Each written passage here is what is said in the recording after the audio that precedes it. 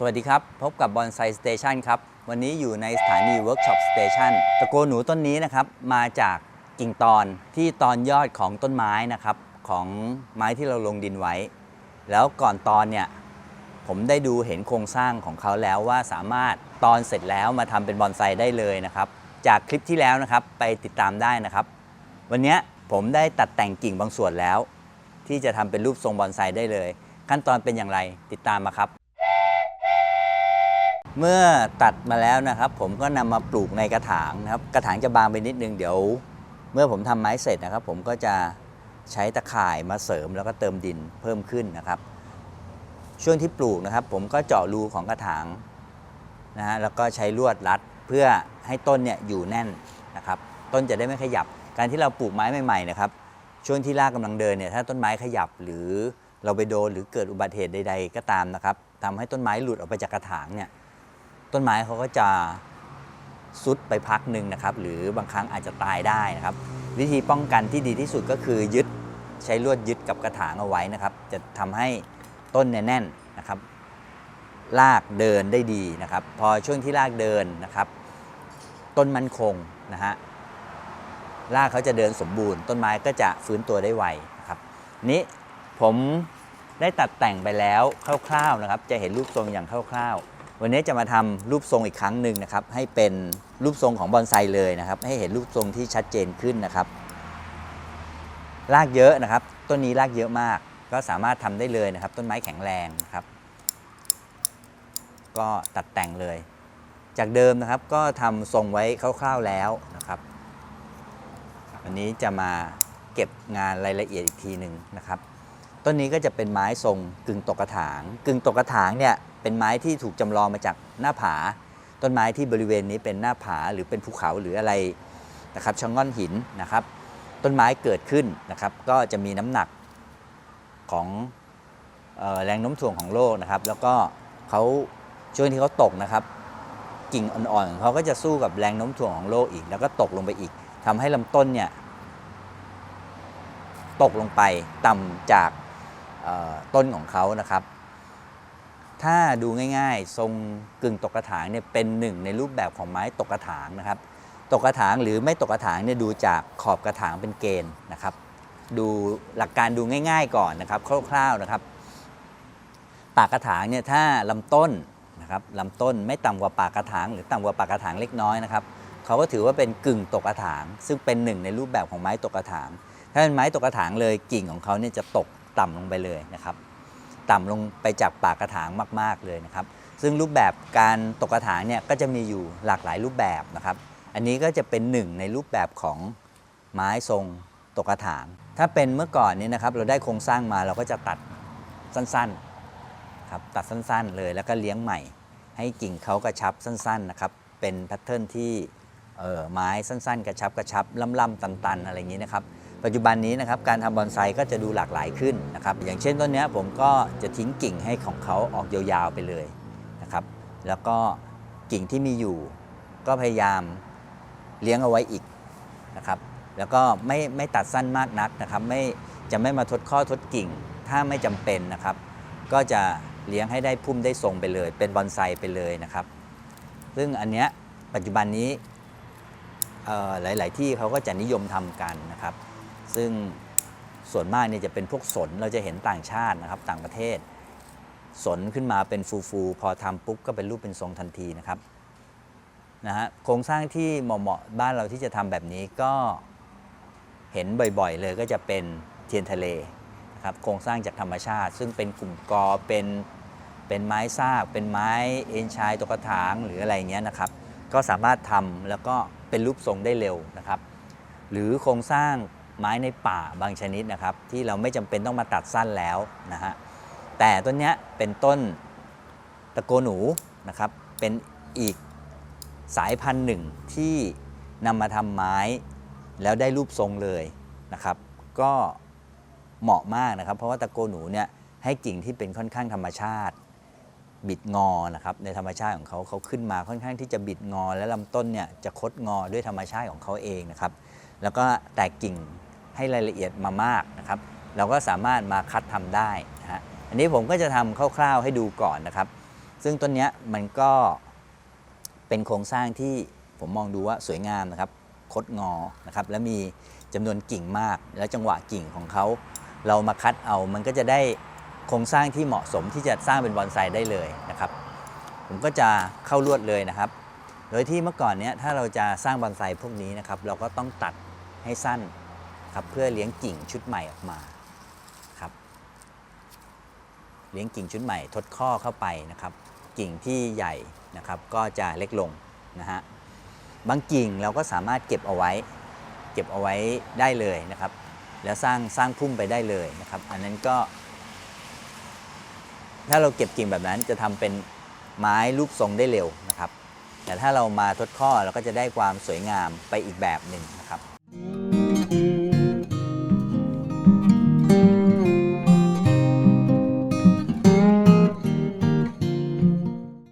กิ่งนี้นะเดิมกิ่งนี้จะพุ่งออกมาทางด้านหน้านะครับด้านนี้จะเป็นด้านหน้าไม้กิ่งเขาจะพุ่งออกมานะครับวันนี้ผมลดช่องว่างระหว่างด้านบนนี้นะฮะด้วยการดัดกิ่งนี้ไปนะครับกิ่งก็จะมีช่องว่างจะเป็นการลดช่องว่างมากขึ้นนะครับจะทำให้ต้นไม้เนี่ยดูมีความต่อเนื่องนะครับอันนี้ผมตั้งยอดใหม่นะครับตั้งยอดใหม่อนาคตยอดนี้ก็จะไม่สูงมากนะครับให้ใหญ่ขึ้นแล้วก็ยอดประมาณแค่นี้เองนะครับแล้วก็ที่ผมออกแบบไว้นะครับกิ่งพวกนี้ก็จะค่อยๆไ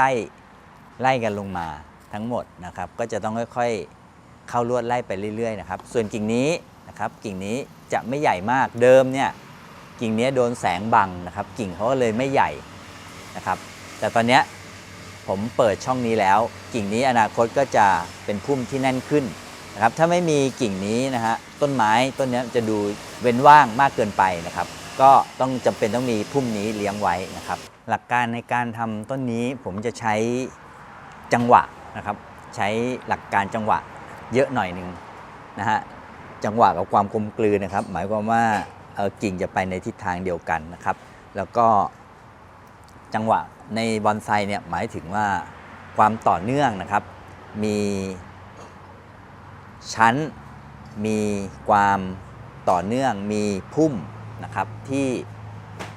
กระจายไปในทุกทิศนะครับอย่างเช่นด้านข้างนะครับก็ได้พุ่มออกไปกว้างแล้วก็แคบลงนะฮะอันนี้เป็นจังหวะของต้นไม้นะครับและจังหวะทางด้านหน้านะครับถ้ามองจากด้านหน้าจะมีจังหวะที่อยู่ไล่กันลงมานะครับค่อยๆไล่ลงไปตามนะฮะพุ่มเขาจะเป็นแบบนี้นะครับพุ่มซ้อนกันไล่ลงค่อยๆต่ำๆนะครับดูเป็นจังหวะอันนี้คือจังหวะของต้นไม้นะครับหรืออีกอย่างหนึ่งก็จะเป็นความกลมกลืนหมายถึงว่าไปในทิศทางเดียวกันทั้งหมดนะครับซึ่งปัจจุบันการทำบอนไซเนี่ยจะมีความหลากหลายมากขึ้นนะครับมี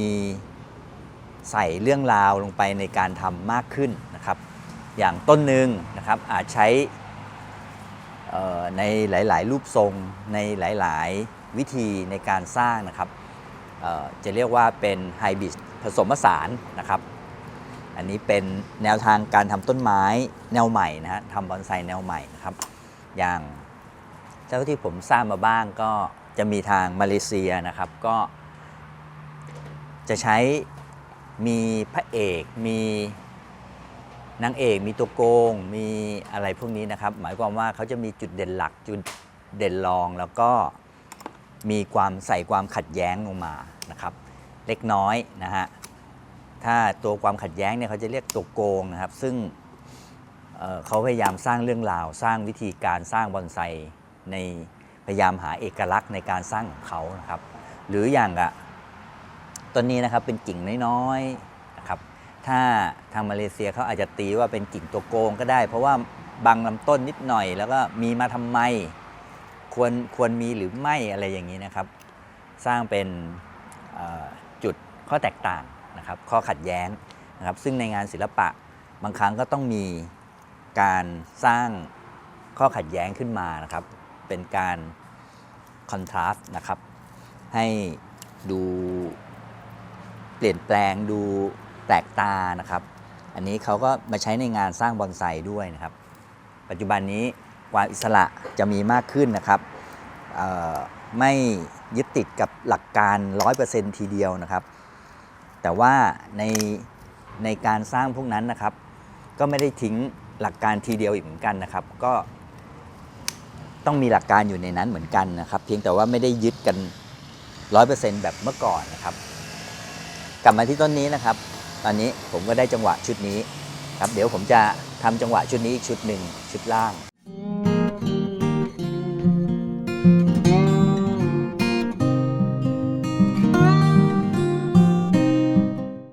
ก็ได้รูปแบบของบอนไซ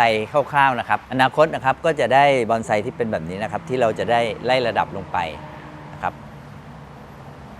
ทางด้านนี้เป็นพุ่มนะครับเป็นเหมือนไม้ทรงต้นไปนะครับเป็นพุ่มเตี้ยๆบริเวณนี้นะฮะการสร้างไม้นะครับบางครั้งเราใช้กิ่งพวกนี้มาจินตนาการแทนได้นะครับว่าอนาคตเราจะทำอย่างไรพุ่มจะออกมาอย่างไรนะครับก็เอากิ่งที่เราตัดไปแล้วเนี่ยมาทดแทนดูนะครับมาลองวางดูลองเทียบดูนะครับอันนี้ก็เป็นอีกวิธีหนึ่งในการออกแบบต้นไม้นะฮะเมื่อเลี้ยงไปนะครับสักพักหนึ่งนะครับกิ่งเขาก็จะแน่นขึ้นนะครับแน่นขึ้นได้ฟอร์มมากขึ้นเราก็จะมาทำรายละเอียดมากขึ้นนะครับตอนนี้ก็ทำได้คร่าวๆทรงจะได้ประมาณนี้ก่อนนะครับหลักการก็คือครั้งแรกนะครับผมเห็นบริเวณด้านนี้ที่อยู่ที่ต้นใหญ่นะครับผมมองดูว่าเอามาทำเป็นไม้กึ่งตกกระถางได้ผมก็เลยตอนกิ่งนะครับตอนกิ่งแล้วก็ได้พุ่มมาหนาๆนะครับแต่มองเห็นลักษณะโครงสร้างลักษณะกิ่งของเขาเนี่ยสามารถนำมาทำเป็นบอนไซได้เลยนะครับก็ตอนกิ่งมานะครับแล้วก็มาเข้าลวดตัดแต่งรูปทรงให้ได้แบบนี้นะครับการไล่จังหวะนะครับอันเนี้ยผมจะเน้นวิธีการทำผมก็คือเน้นคำว่าจังหวะกับความกลมกลืนนะครับก็คือจังหวะเนี่ยพุ่มของพุ่มเนี่ยจะค่อยๆไล่ลงมานะครับ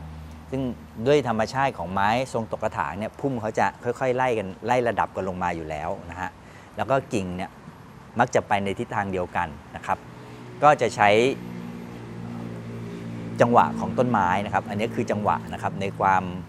มหมายของผมก็คือพุ่มหนึ่งพุ่มหนึ่งพุ่มหนึ่งนะฮะและแต่ละพุ่มเนี่ยมันจะถ้ามองจากด้านข้างมันจะไม่ทับกันนะครับและจะมีมิติความลึกนะครับค่อยๆใหญ่มาแล้วค่อยมาเล็กลงนะครับอันนี้เป็นธรรมชาติของต้นไม้นะถ้ามองจากด้านหลังนะครับก็จะเห็นความกว้างของพุ่มนะครับพุ่มไม้เราจะไม่ตกลงไปตรงๆนี้นะครับจะมองเห็นกิ่งหักซ้ายขวานะครับอันนี้เป็นลีลาของแต่ละต้นนะครับอันนี้เป็นลีลาของไม้เนี่ยถ้าเขาหักซ้ายหักขวาเราก็ใช้กิ่งนะครับการวางกิ่งเป็นตัวแสดงลักษณะของพุ่มนะครับให้สอดคล้องกันนะครับอันนี้ก็ได้โครงสร้างคร่าวๆของต้นไม้นะครับจะเห็นได้ว่าไม้ทรงพวกนี้นะครับออกแบบตามจินตนาการของผู้สร้างนะครับแต่ว่าในจินตนาการนั้นมันต้องมีแนวความคิดอยู่บ้างนะครับว่าเราจะสร้างอย่างไรใช้วิธีการอย่างไรนะครับซึ่งจินตนาการก็จะมีเหตุผลมารองรับนะครับว่าเราทำเพราะอะไรนะครับมีเหตุผลมารองรับว่ากิ่งนี้มีเพราะต้องการลดช่องว่างจังหวะนี้ให้เป็นจังหวะคนละพุ่มกันกิ่งนี้จะดูสูงกว่ากิ่งด้านล่างอะไรพวกนี้นะครับอันนี้เป็นหลักการในการทำนะครับซึ่งเอามาผสมกับจินตนาการแล้วก็ได้เป็นผลงานออกมานะครับอันนี้10คนก็จะออกแบบได้10รูปแบบนะครับเพราะฉะนั้นคำว่าผิดถูกในบอนไซคือตรงนี้ครับไม้ต้นเดียวกันเนี่ยวิธีการสร้างเนี่ยอาจจะสร้างด้วยแนวความคิดที่ต่างกันวิธีการวางกิ่งวางตำแหน่งสูงต่